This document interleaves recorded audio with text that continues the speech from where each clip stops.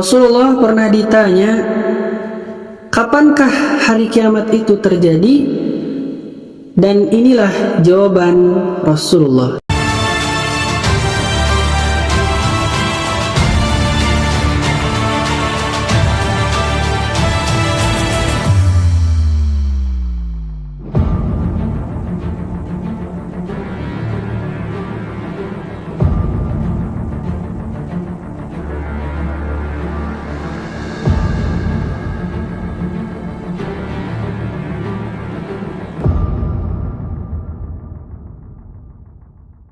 Bismillahirrahmanirrahim. Assalamualaikum warahmatullahi wabarakatuh. Innal hamdalillah nahmaduhu wa nasta'inuhu wa nastaghfiruh wa na'udzu billahi min shururi anfusina wa sayyiati a'malina. May yahdihillahu fala mudilla lahu wa may yudlil fala hadiya lahu. Asyhadu an la ilaha illallah wahdahu la syarika lahu wa asyhadu anna Muhammadan abduhu wa rasuluh alladzi la nabiyya ba'dah. Allahumma salli wa sallim ala Muhammadin wa ala alihi wa ashabihi wa man tabi'ahum bi ihsanin ila yaumiddin. Ya ayyuhalladzina amanu ittaqullaha haqqa tuqatih wa la tamutunna illa wa antum muslimun. Fa inna asdaqal hadits kitabullah wa khairal hadi hadi Muhammad sallallahu alaihi wasallam.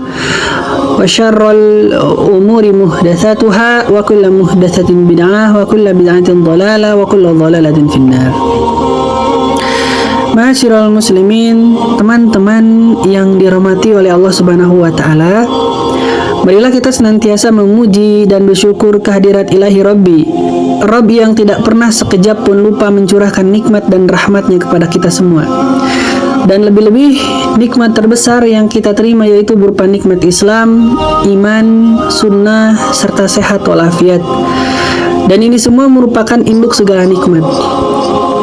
Tidak lupa juga, marilah kita sama-sama meningkatkan, memelihara ketakwaan dan keimanan kita kepada Allah, karena hanya dengan ketakwaan inilah kita semua akan selamat di dunia hingga di akhirat nanti. Teman-teman, sahabat Ismail Attaqi yang dirahmati oleh Allah Subhanahu wa taala, salah satu prinsip keimanan yang sangat pokok dalam agama Islam adalah beriman kepada hari akhir atau hari kiamat. Iman kepada hari kiamat, sebagaimana kita ketahui, merupakan salah satu rukun iman yang kelima. Keimanan kepada hari akhir dan kebangkitan ini merupakan salah satu hal yang banyak ditolak oleh kaum kafir.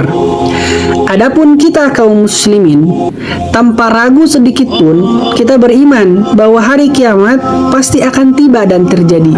Kita beriman kepada Allah, kita beriman kepada Rasulullah, kita beriman kepada seluruh perkara gaib yang telah diberitahukan wahyu, baik melalui kalamullah maupun melalui lisan Rasulnya yang mulia.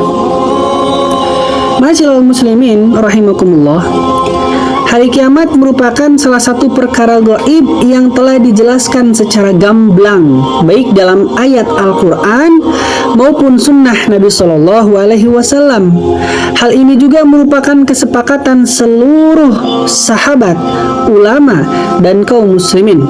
Maka sangat jelas bagi kita semua bahwa hari akhir ini pasti akan terjadi tanpa ada keraguan sedikit pun, dan tidak ada yang meragukan atau menentangnya kecuali orang-orang kafir, ateis yang berpaham materialis. Masalahnya sekarang, kapankah kiamat itu akan tiba? Teman-teman semua, jawaban yang paling tepat untuk pertanyaan ini tidak lain adalah sebagaimana jawaban yang diberikan Nabi Shallallahu Alaihi Wasallam kepada orang-orang ketika mereka bertanya tentang kapan terjadinya hari kiamat.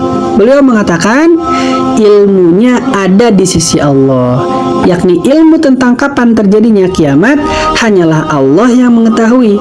Allah Subhanahu wa taala berfirman, Yas'alukan nas anis sa'ati kul innama ilmuha indallah wa ma yudrika la'alla sa'ah takunu qariban. Manusia bertanya kepadamu tentang hari kiamat, katakanlah, sesungguhnya pengetahuan tentang hari berbangkit itu hanya di sisi Allah, dan tahukah kamu hai Muhammad, boleh jadi hari kiamat itu sudah dekat waktunya. Al-Quran Surah Al-Ahzab ayat ke-63. Demikian pula dengan firman Allah di dalam ayat lain, A'udzubillahi minasyaitonirrajim.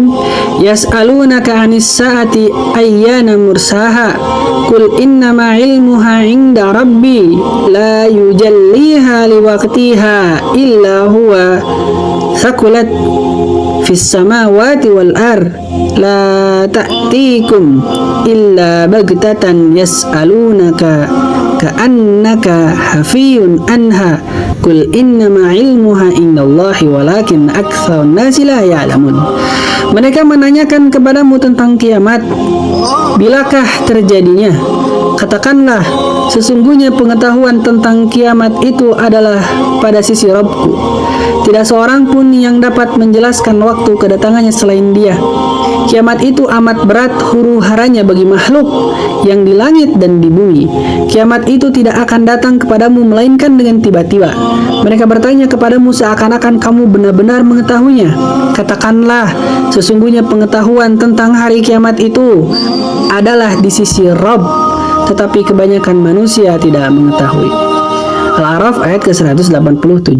Juga di dalam Al-Quran surah An-Naziat ayat ke-42 sampai 45 Allah berfirman, Yas'alunaka 'anis sa'ata ayyana mursaha fima anta min dzikraha ila rabbika muntahaha innama anta mundziru may yakhshaha.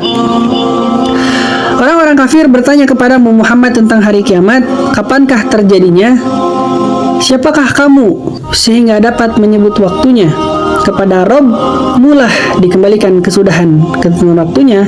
Kamu hanya memberi peringatan bagi siapa yang takut kepadanya. Teman-teman rahimakumullah, meskipun kejadian hari kiamat adalah sesuatu yang gaib dan merupakan rahasia Allah, tetapi Allah Subhanahu wa taala dan Rasulullah Shallallahu alaihi wasallam telah memberitahukan kepada kita semua tentang tanda-tandanya. Dan kalau kita mau mencermati tanda-tanda hari kiamat tersebut, maka kita semua akan sepakat pada satu kesimpulan, yakni hari kiamat sudah dekat. Asy-Syaikh Muhammad bin Ibrahim At-Tuwaziri di dalam kitabnya Mukhtasar Al-Fiqh Al-Islami menyebutkan tentang tanda-tanda hari kiamat dengan begitu sistematis. Beliau membagi tanda-tanda terjadinya hari kiamat menjadi dua bagian, yaitu Asyratus Sa'ah As-Sughra, yakni tanda-tanda kiamat yang kecil, dan Asyratus Sa'ah Al-Kubra, yakni tanda-tanda kiamat yang besar yang menunjukkan sudah sangat dekatnya kiamat. Beliau lalu membagi tanda-tanda kiamat yang kecil menjadi tiga bagian. Yang pertama yaitu tanda-tanda yang sudah terjadi dan telah berlalu, yaitu berupa terbelahnya rembulan sebagaimana disebutkan di dalam surah Al-Qamar, lalu diutusnya Nabi Muhammad SAW dan sekaligus wafatnya beliau, kemudian penaklukan Baitul Maqdis dan keluarnya api dari negeri Najd. Yang kedua, tanda-tanda yang sedang terjadi dan masih terus berlangsung. Di antaranya adalah tersebarnya fitnah, kekacauan, dan kemungkaran, munculnya orang yang mengaku nabi, diangkatnya ilmu dan tersebarnya kebodohan, kezaliman terjadi di sana-sini, meratanya alat-alat musik dan anggapan halal terhadapnya, zina merajalela, banyak orang meminum khamar, orang-orang melarat saling berlomba membangun rumah dan gedung, membangun masjid hanya untuk bermegah-megahan, banyak terjadi pembunuhan, kemudian waktu terasa pendek, banyak terjadi gempa bumi, pasar-pasar dan supermarket saling berdekatan, urusan tidak diserahkan pada ahlinya, keburukan mendominasi, kesyirikan menyebar di tengah-tengah umat Islam, juga banyak terjadi kebohongan, pemutusan silaturahim, pengkhianat justru mendapat kepercayaan. Orang tidak peduli lagi tentang halal dan haram di dalam mencari rezeki. Ada juga banyak wanita-wanita yang berpakaian tapi telanjang. Inilah di antara tanda-tanda kiamat yang saat ini telah disebutkan di dalam hadis Nabi Shallallahu alaihi wasallam yang sahih, dan tentunya bukan melalui forum ini, untuk menyebutkan secara detail satu persatu. Yang jelas, teman-teman sekalian, kita semua telah membuktikan sendiri bahwa apa yang disabdakan Rasulullah berkenaan dengan tanda-tanda terjadinya hari kiamat adalah benar adanya. Apa yang telah disebutkan tadi kini telah menjadi fakta yang benar-benar terjadi pada masa ini, dan kita semua tidak mengingkarinya. Selanjutnya yang ketiga adalah tanda kiamat sugro yang belum terjadi dan akan terjadi. Di antaranya yaitu terjadinya penaklukan Konstantinopel dengan tanpa peperangan. Kemudian kaum muslimin akan memerangi bangsa At-Turk, memerangi Yahudi hingga mendapat kemenangan. Muncul seorang laki-laki dari kabilah Khoton yang mengajak manusia kepada ketaatan. Lalu terjadi dominasi jumlah kaum wanita hingga seorang laki-laki berbanding dengan 50 wanita. Selain itu adalah munculnya Al-Mahdi atau Imam Mahdi. Lalu setelah itu akan terjadi penghancuran Ka'bah oleh seorang laki-laki dari Habasyah yang disebut dengan Zu As-Sawiqatain. Dan inilah akhir zaman yang menunjukkan sudah sangat dekatnya hari kiamat, ditandai dengan munculnya tanda kiamat kubra. Teman-teman yang dirahmati oleh Allah Subhanahu wa taala, kita semua telah mengetahui tanda-tanda kiamat sugro yang terdiri dari 3 bagian, yaitu tanda yang telah terjadi, tanda-tanda yang sedang terjadi dan masih berlangsung hingga saat ini, serta tanda-tanda yang akan terjadi. Selanjutnya, perkenankanlah di dalam pembahasan ini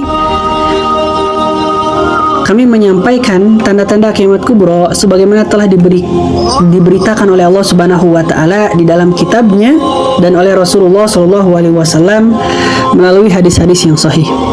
Di antara tanda-tanda tersebut adalah pertama, keluarnya Dajjal. Dajjal adalah manusia keturunan Nabi Adam. Dia akan muncul di akhir zaman dan mengaku dirinya sebagai Tuhan. Dia muncul dari arah timur, dari negeri Khurasan. Dia menjelajahi bumi kecuali hanya beberapa negeri atau kota yang tidak dapat dimasukinya, yakni Baitul Maqdis, Bukit Tursina, kota Mekah, dan kota Madinah. Kedua, turunnya Nabi Isa alaihissalam. Ketiga, keluarnya Ya'juj dan Ma'juj, yakni 2 bangsa yang membuat kerusakan di bumi.